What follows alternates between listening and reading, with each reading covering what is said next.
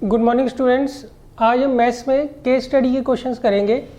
पहली हमारी case study है सन रूम के बारे में।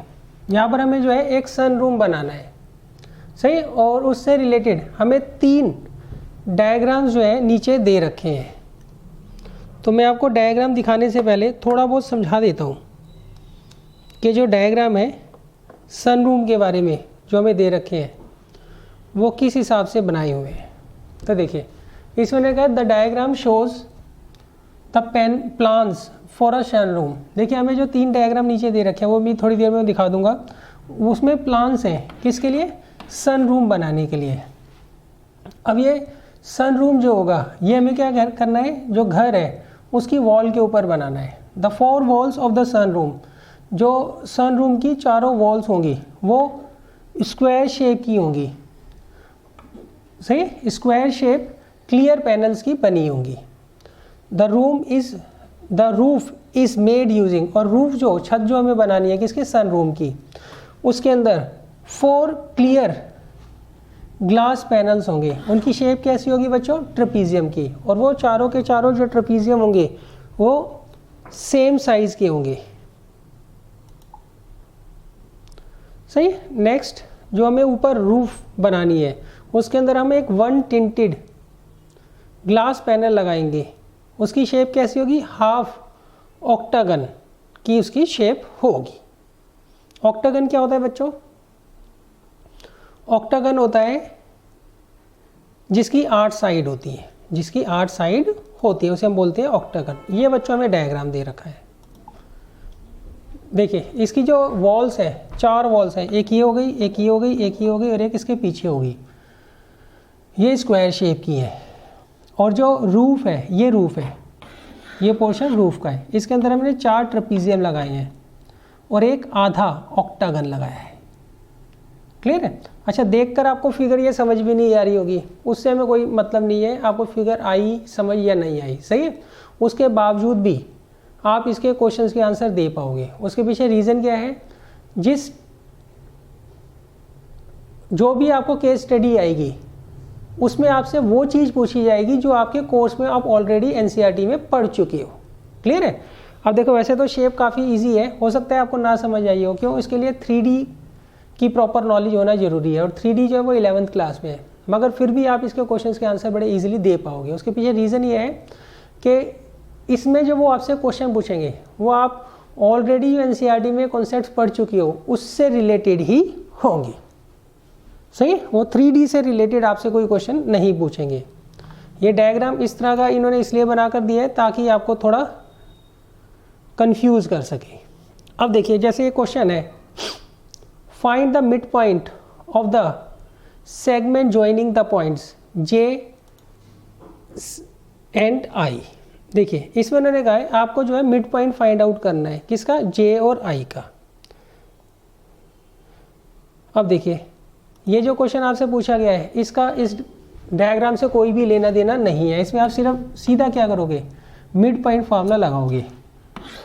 तो पहले तो मैं आपको मिड पॉइंट बता देता हूँ फार्मूला क्या होता है, सही। मान लीजिए आपको J का x कोऑर्डिनेट x1 दे रखा है और y कोऑर्डिनेट y1 दे रखा है, और दूसरा I का x कोऑर्डिनेट x2 और y कोऑर्डिनेट y2 दे रखा है, और इसका जो मिड पॉइंट है उसे हम ले लेते हैं u। उसका x कोऑर्डिनेट x है और y कोऑर्डिनेट y है। तो अब देखिए यहाँ पे x किसके बराबर होगा? वो होगा x1 प्लस x2/2, और y किसके बराबर होगा? y1 plus y2/2। क्लियर है?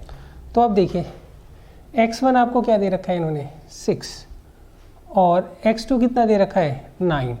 तो 6 प्लस 9/2 दैट मीन्स कितना आ जाएगा? 7.5। और y किसके बराबर आएगा? y1 plus y2/2। तो y1 दे रखा है 17 और y2 दे रखा है 16/2, तो कितना जाएगा? 16.5। क्लियर है? तो इसका मतलब इसका u जो पॉइंट है उसे हमने क्या माना है? मिड पॉइंट माना है, किसका? J और I का। क्लियर है? इसका x कोऑर्डिनेट तो 7.5 होगा और y कोऑर्डिनेट 16.5 होगा। अब देख लीजिए कौन सा ऑप्शन है यहाँ पर, ये रहा ऑप्शन। क्लियर है? बच्चों फिगर आपको समझ आ गई है तो बहुत अच्छी बात है, नहीं भी समझ आई तो आपको हौसला नहीं खोना है, सही है। क्यों? जो भी केस स्टडी का क्वेश्चन आएगा ना उसमें आपसे क्वेश्चन वही पूछा जाएगा जो आप एनसीईआरटी में टॉपिक्स पढ़ चुके हो। क्लियर है? अब देखिए, अब हम चलते हैं दूसरे क्वेश्चन पर। दूसरे क्वेश्चन में उन्होंने कहा है आपको फ्रंट व्यू दे रखा है, फ्रंट व्यू को आपको देखना है और यहाँ पर हमें क्या करना है, P का डिस्टेंस निकालना है आपको फ्रॉम Y एक्सिस। आपको फ्रंट व्यू के अंदर P पॉइंट सबसे पहले लोकेट करना है, ये रहा P पॉइंट। अब हमें क्या करना है, इस पॉइंट का जो है Y एक्सिस से डिस्टेंस पता करना है। क्लियर है? अच्छा देखो, ये तो आपको X एक्सिस दे रखा है और ये आपको क्या दे रखा है, Y एक्सिस दे रखा है। क्लियर है? अब हमें क्या करना है, इस पॉइंट P का डिस्टेंस मेजर करना है, कहाँ से, Y एक्सिस से। तो उसके लिए हम देखते हैं, यहाँ पे देखिए ये पहला लाइन है, ये दूसरी, ये तीसरी और ये चौथी, फर्स्ट सेकंड थर्ड और ये फोर्थ। तो ये 1 2 3 और 4, तो इसका मतलब इनके बीच का जो डिस्टेंस होगा, सही, distance of point P from Y axis कितना होगा, 4 यूनिट होगा। क्या होगा, 4 यूनिट। क्लियर है? Distance of point P from Y axis कितना होगा, 4 यूनिट होगा।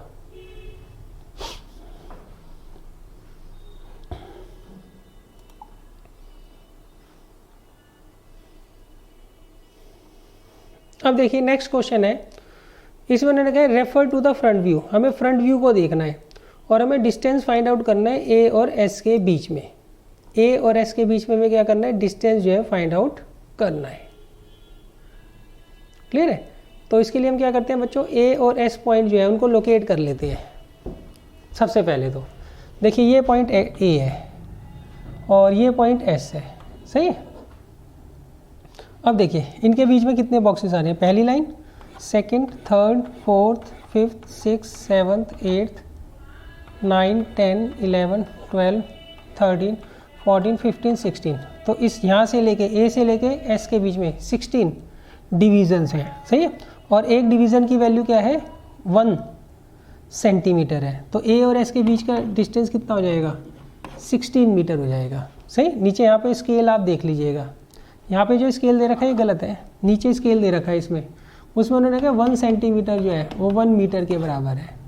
और यहाँ पे 1 सेंटीमीटर के आपको बॉक्सेस दे रखे हैं, तो ये 16 बॉक्स हो गए। तो ये इसका मतलब A और S के बीच में 16 मीटर का डिस्टेंस होगा। क्लियर है? अब देखिए D पॉइंट,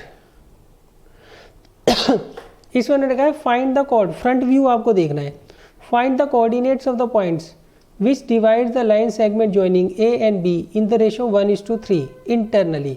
आपको यहाँ पे A और B पॉइंट सबसे पहले लोकेट करने हैं और फिर हमें ये बताना है, एक ऐसा पॉइंट लेना है AB, लाइन ज्वाइनिंग AB के ऊपर, जो कि A और B को 1:3 की रेशो में डिवाइड करता है।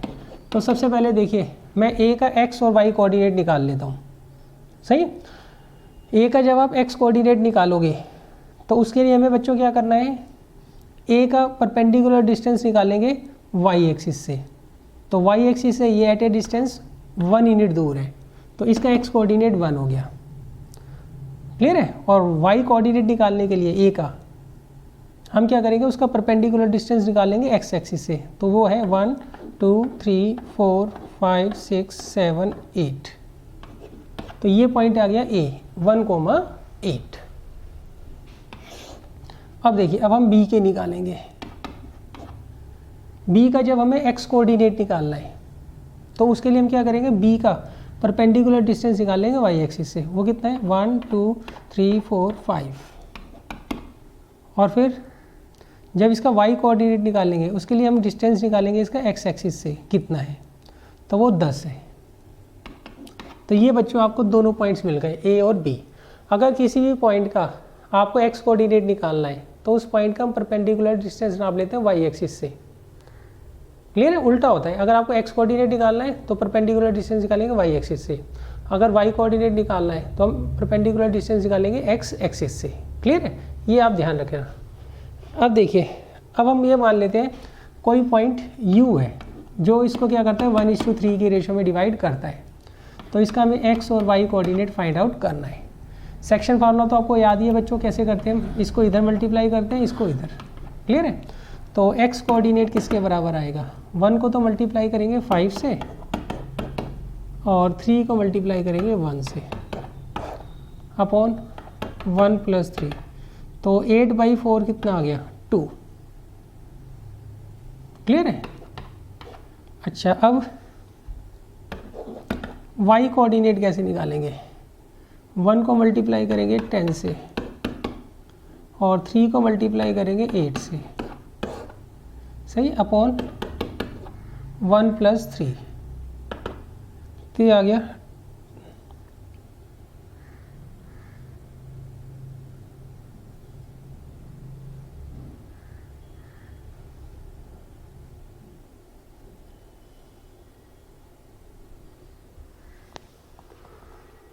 10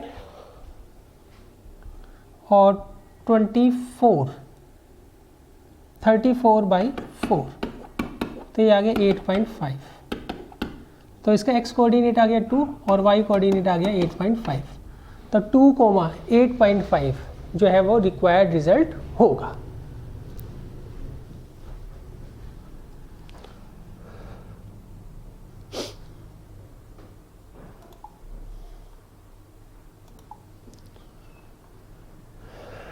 अब देखिए नेक्स्ट क्वेश्चन है,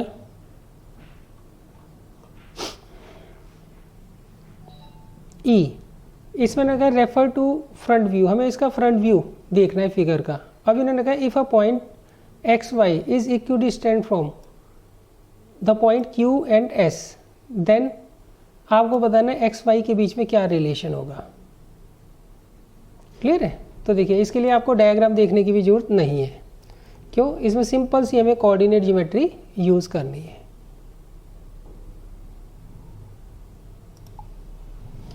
तो देखिए इसमें उन्होंने कहा है ये जो पॉइंट है इसे मैं ले लेता हूँ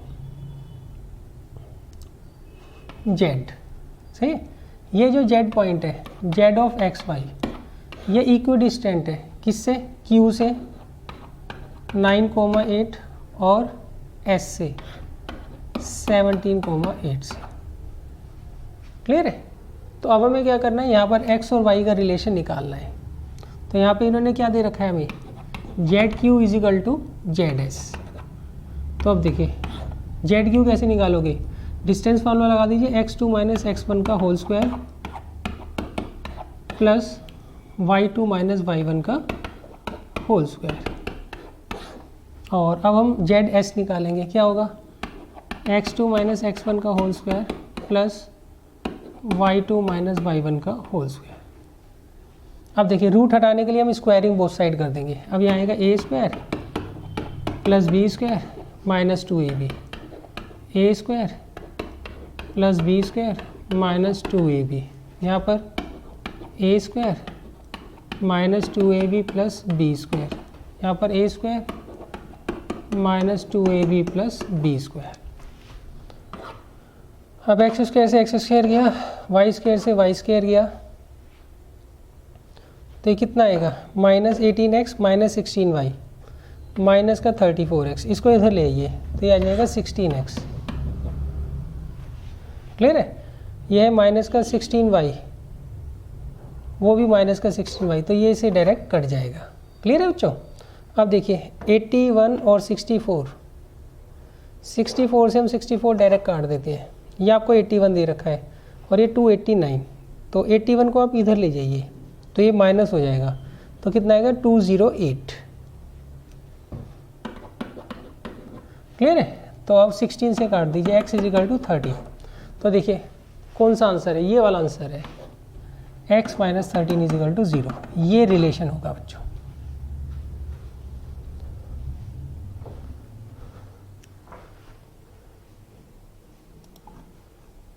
तो बच्चों ये आपकी पहली केस स्टडी थी। देखिए केस स्टडी को देखकर आपको घबराना बिल्कुल नहीं है, इसमें आपसे जो क्वेश्चन पूछा जाता है वो काफ़ी अलग तरीके से पूछा जाता है। सही है? जो वो आपको पैराग्राफ देंगे या डेफिनेशन देंगे या स्टेटमेंट देंगे, वो काफ़ी अलग तरीके से आपसे उससे रिलेटेड क्वेश्चन वो उसमें पूछेंगे। क्लियर है?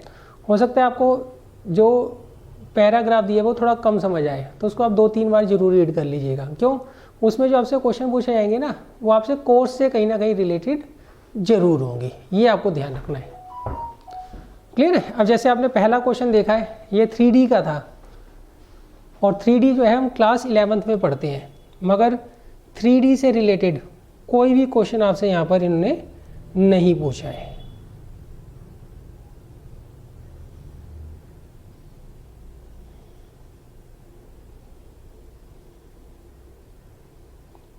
अब बच्चों हम चलते हैं सेकंड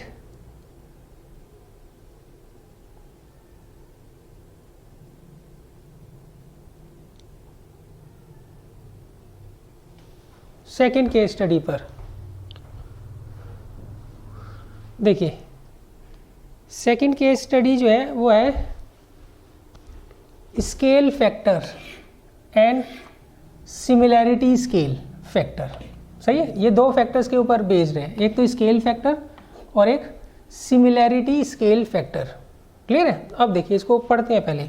अब ये कहते हैं a scale drawing of an object is the same shape as the object but different size.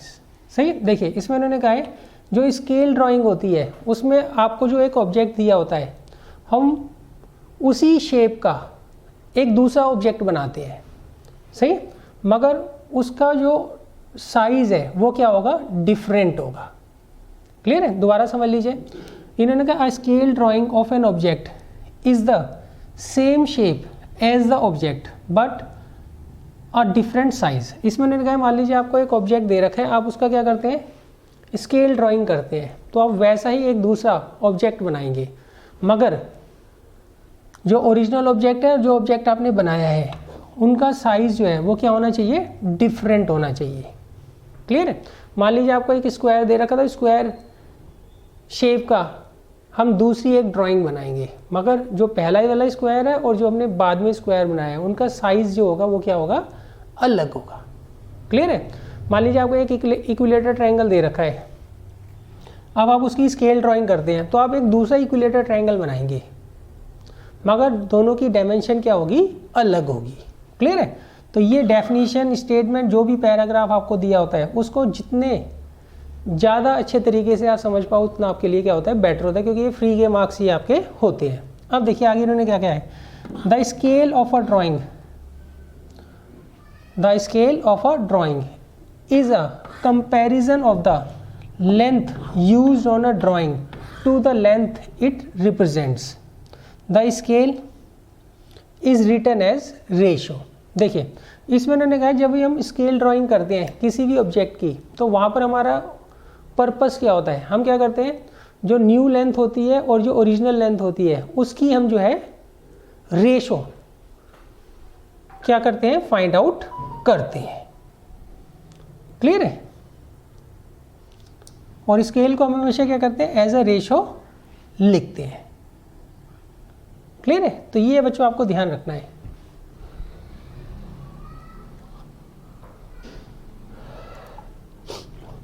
अब देखिए इसके बाद आता है सिमिलर फिगर्स।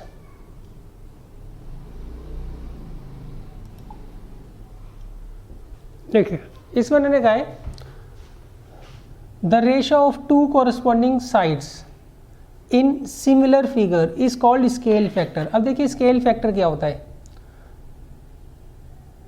ये क्या होता है? ये रेशो होती है दो कोरस्पॉन्डिंग साइड्स की, किसकी? सिमिलर फिगर्स की।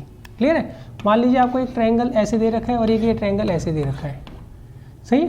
ये दोनों ट्रायंगल क्या है? सिमिलर है। इसकी ये रेशो, ये साइड 3 है, ये 4 है, ये 3.5 है, ये 7 है, ये 4.5 है और ये 9 है। तो अब इनकी रेशो निकाल लीजिए आप। सही? ये बच्चों मैं 6 ले रहा हूँ, सॉरी, ये 3 है तो ये 6 है, ये 3.5 है तो ये 7 है, 4.5 है तो ये 9 है। सही? अब इनकी कॉरस्पॉन्डिंग साइड्स की रेशियो ले लीजिए 3/6, तो ये कितना आ जाएगा? 1/2 होगा। सही है? अच्छा इसमें आपको ये देखना है, ये अगर ओरिजिनल ऑब्जेक्ट है और ये नया ऑब्जेक्ट है, सही है, तो हम क्या करते हैं, नए ऑब्जेक्ट की जो साइड होती है उसको ऊपर रखते हैं और ओरिजिनल वाले को नीचे। तो इसका स्केल फैक्टर क्या आएगा, 2 आएगा।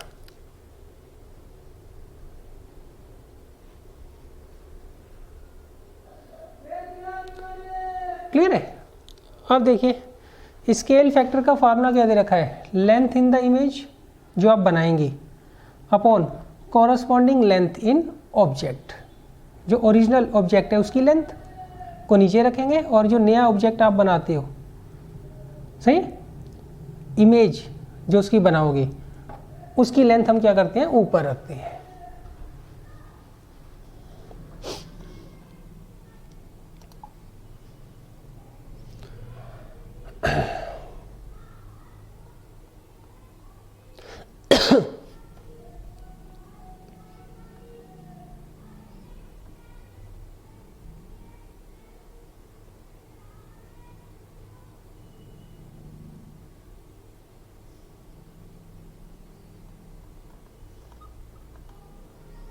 अब देखिए इसमें ये चीज़ रह गई है, if one shape can become another using resizing then shapes are similar.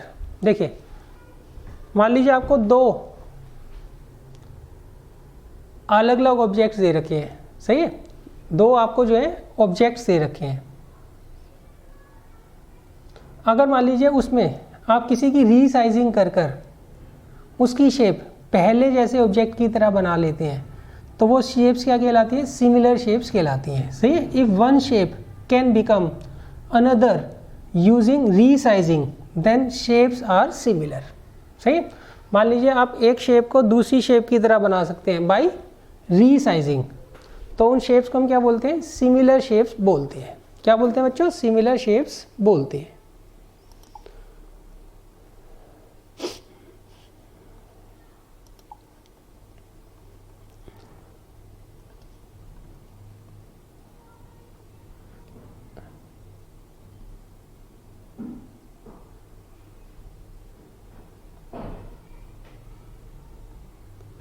देखिए अब इसमें क्वेश्चन इन्होंने दिया है,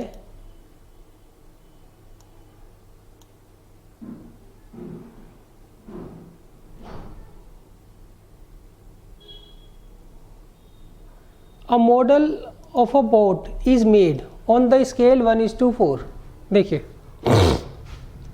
इसमें उन्होंने कहा हमने एक जो है मॉडल बनाया है बोट का और उसका जो स्केल का साइज है वो 1/4 है। स्केल साइज वो आपको दे रखा है 1/4, सही। अच्छा आगे, the model is 120 centimetre long. Model जो है वो 1 सेंटीमीटर लॉन्ग है, सही। आगे, the full size of the boat has a width of 60 centimetre. जो फुल साइज बोट है उसका जो विड्थ है वो 60 सेंटीमीटर है। What is the width of the scale model. अब आपको बताना है जो स्केल मॉडल होगा उसका विड्थ साइज क्या होगा। क्लियर है बच्चों। तो देखिए सबसे पहले हम क्या करेंगे, जो स्केल मॉडल है उसकी हमें विड्थ जो है वो फाइंड आउट करनी है और स्केल साइज हमें क्या दे रखा है, 1/4 दे रखा है इन्होंने, सही। इसका बच्चों यहाँ पे कोई रोल नहीं है कि जो मॉडल का साइज़ है वो 120 सेंटीमीटर है, इसका यहाँ पे कोई भी यूज़ नहीं है। अब इन्होंने क्या कहा है, the full size of the boat has a width. जो फुल साइज़ है बोट का उसकी विड्थ आपको दे रखी है 60 सेंटीमीटर। क्लियर है। अच्छा अब पूछा गया है what is the width of the scale model. अब देखिए इसका फॉर्मूला लगाइए, तो इसमें क्या आएगा, scale width of the scale model upon width of the original boat. ये कितना दे रखा है बच्चों, 1/4 दे रखा है, सही। अब आपको क्या करना है, ये जो विड्थ है इसको ऊपर ले जाएंगे तो आ जाएगा 60 दे रखी है ना, तो 60/4 कितना आ जाएगा 15 सेंटीमीटर। तो इसका मतलब जो विड्थ होगी किसकी, स्केल मॉडल की, वो कितनी होगी, वो होगी 15 सेंटीमीटर। देखिए एक बार दोबारा समझ लीजिए, ये ओरिजिनल बोट है, सही, इसकी लेंथ दे रखी है आपको 120 सेंटीमीटर, विड्थ दे रखी है 60 सेंटीमीटर, सही। इसके तरह का हमें एक मॉडल बनाना है, सही। अब वो कहते हैं उसकी विड्थ क्या होगी, उसकी विड्थ क्या होगी। तो उसके लिए हम क्या करेंगे, इसकी जो विड्थ है उसको ऊपर रखेंगे, इसकी जो विड्थ है उसको नीचे रखेंगे और उसको स्केल साइज के बराबर रख देंगे, तो अपने आप ही इसकी हमारी जो है विड्थ पता लग जाएगी।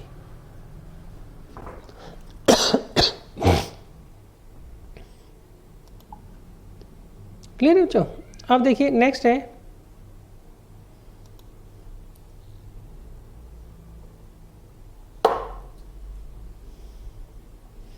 इसमें ने कहा what will effect the similarity of to polygons. देखिए मान लीजिए आपको दो पॉलीगन्स दे रखे हैं, उनकी सिमिलैरिटी को इनमें से कौन सा जो है अफेक्ट करेगा। पहला, दे आर फ्लिप्ड हॉरिजॉन्टली, आप उसको हॉरिजॉन्टली फ्लिप करें। दूसरा, they are dilated by a scale factor, आप आपको उसको किसी स्केल फैक्टर से बढ़ा दें या कम कर दें। दे आर ट्रांसलेटेड डाउन, उनको आप ट्रांसलेटेड डाउन करें।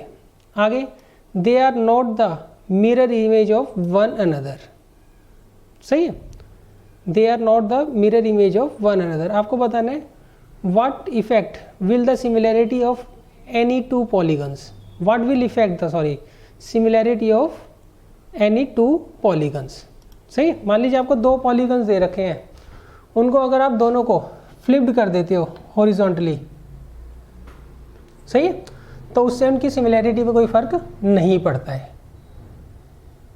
क्लियर है। अच्छा, अगर आप उनको किसी स्केलर फैक्टर से डायलेट कर देते हैं तब भी उनकी सिमिलैरिटी पे कोई फ़र्क नहीं पड़ता है। अगर आप उनको ट्रांसलेटेड डाउन करते हैं तब भी कोई फ़र्क नहीं पड़ता है, सही है। अच्छा, अगर मान लीजिए they are not the mirror image of one another, अगर वो एक दूसरे की मिरर इमेज नहीं है तो उस केस में वो सिमिलर भी नहीं होंगे। क्लियर है। अगर मान लीजिए दो पॉलीगन्स सिमिलर है तो उस केस में वो एक दूसरे की मिरर इमेज होनी चाहिए।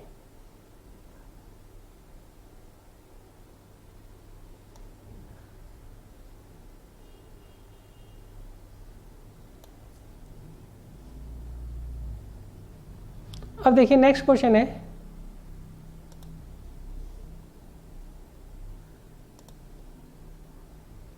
विच statement regarding the two triangles is true.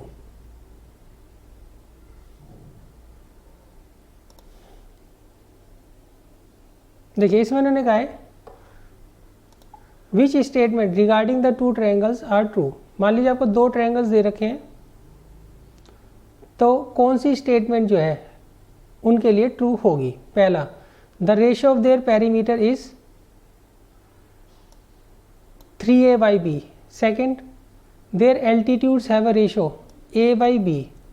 There medians have a ratio a/2 is to b।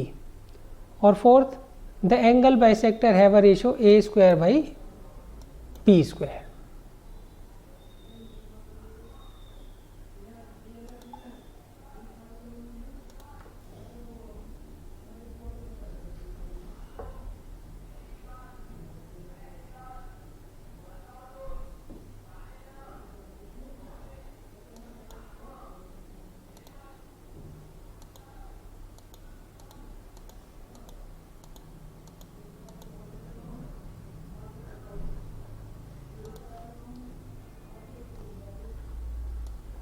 देखिए इसमें एक चीज़ मिसिंग थी, वो मैं पहले आपको दिखा दूं। इसमें उन्होंने कहा है अगर आपको दो सिमिलर ट्रायंगल्स दे रखे हैं और उनका स्केल का जो फैक्टर है वो a/b है, आपको स्केल फैक्टर दे रखा है कितना, a/b। क्लियर है। अच्छा, अगर मान लीजिए आपको स्केल फैक्टर a/b दे रखा है तो इनके जो ऑल्टीट्यूड्स होंगे, इनकी जो साइड्स होंगी, उनकी रेशो भी a/b होनी चाहिए, सही, ये आप ध्यान रखिएगा। मान लीजिए दो आपको ट्रायंगल्स दे रखे हैं, उनका स्केल फैक्टर जो है वो दे रखा है a/b, तो उस केस में उनकी जो साइड्स की रेशो होगी वो भी a/b होगी, उनके जो ऑल्टीट्यूड्स की रेशो होगी वो भी a/b ही होगी। क्लियर है? और मीडियंस की जो रेशो होती है वो भी a/b ही होती है, ये आपको ध्यान रखना है। तो इसका कौन सा आंसर है बच्चों? सेकंड इसका करेक्ट ऑप्शन होगा।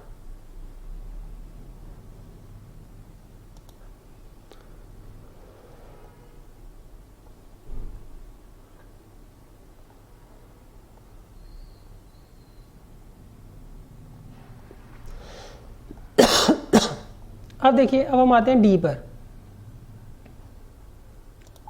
इसमें इन्होंने कहा है the shadow of a stick 5 centimetre long is 2 metre. देखिए इसमें इन्होंने कहा आपको एक स्टिक दे रखी है, वो 5 सेंटीमीटर लंबी है और उसकी जो शेडो है वो 2 मीटर की है। अच्छा, eight the same time shadow of a tree जो है वो 12.5 मीटर हाई है। सही, eight the same time the shadow of a tree. अच्छा, अब मान लीजिए आपको एक ट्री दे रखा है, उसकी हाइट दे रखी है 12.5 मीटर, तो उसकी शेडो की लेंथ हमें बतानी है क्या होगी। क्लियर है बच्चों? देखो पहले आप इसका स्केल फैक्टर निकाल लीजिए, 2 मीटर बाई 5 सेंटीमीटर, ये तो होगा। और फिर इसका स्केल फैक्टर निकाल लीजिए, किसका? ट्री का। तो ट्री की लेंथ है, ट्री की हाइट दे रखी है 12.5 मीटर और इसकी एक बार दोबारा बच्चों मैं गड़बड़ कर दी यहाँ पे लिखने में। देखो इसमें इन्होंने कहा है आपको एक स्टिक दे रखी है, वो 5 सेंटीमीटर लंबी है, तो उसके इसमें उसकी शेडो बनती है 2 मीटर की, मतलब 200 सेंटीमीटर की। आगे कहते हैं at the same time the shadow of a tree 12.5 metre high is. तो आपको बताना है अगर 12.5 मीटर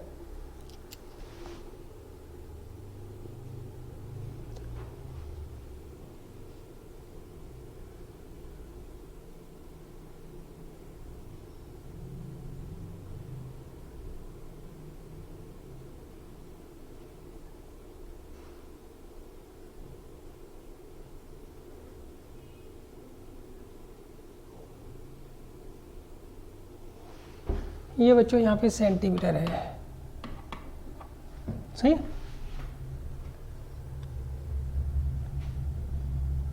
अब इन्होंने कहा एक आपको ट्री दे रखा है, उसकी हाइट दे रखी है 12.5 सेंटीमीटर। अब आपको बताना है इसकी शेडो कितनी लंबी होगी।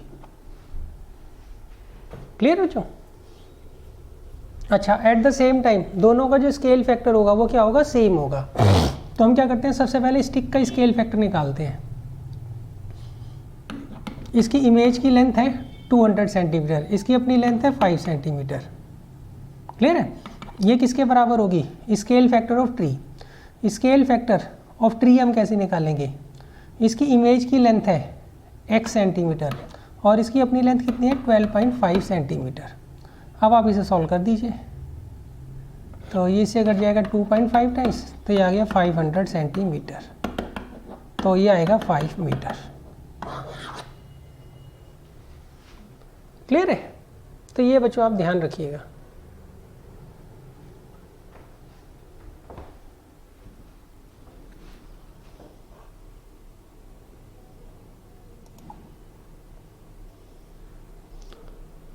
अब देखिए नेक्स्ट क्वेश्चन है, below you see a student's mathematical model of a frame house roof with a measurement the attic floor ABCD in the middle model is a square. देखिए इसमें इन्होंने कहा जो फ्लोर है इसका ABCD वो तो स्क्वायर शेप का है।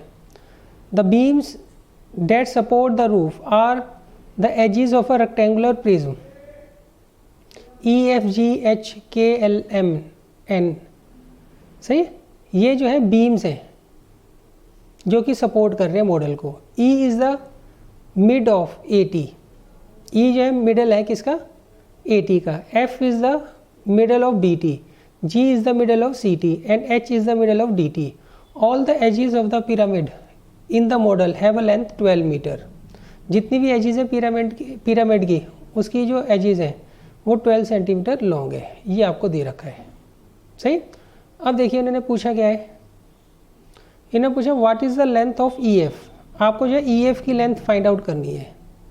Where EF is one of the horizontal edges of the block. EF जो है वो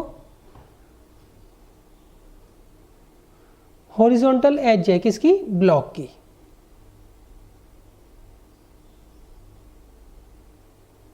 क्लियर है.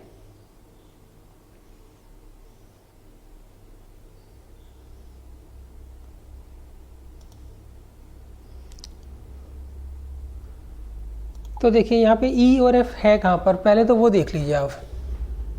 ये पॉइंट आपको E दे रखा है और ये F दे रखा है. क्लियर है बच्चों. अच्छा, इन्होंने पूछा what is the length of EF. हमें EF की जो है लेंथ फाइंड आउट करनी है. क्लियर है. तो अब देखिए E जो है वो मिड पॉइंट है किसका, TA का. F जो है वो मिड पॉइंट है किसका, TB का. क्लियर है बच्चों. तो इस केस में क्या होगा, ये वाली जो लाइन होगी वो क्या होगी, इसके पैरेलल होगी और इसके हाफ होगी by mid point theorem. By mid point theorem. Clear है. तो इसलिए EF जो होगा वो क्या होगा, हाफ ऑफ AB होगा. डेट मीन्स 6 मीटर होगा. क्लियर है बच्चों. ये एक बार मैं दोबारा से आपको समझा देता हूँ डायग्राम बड़ा कर.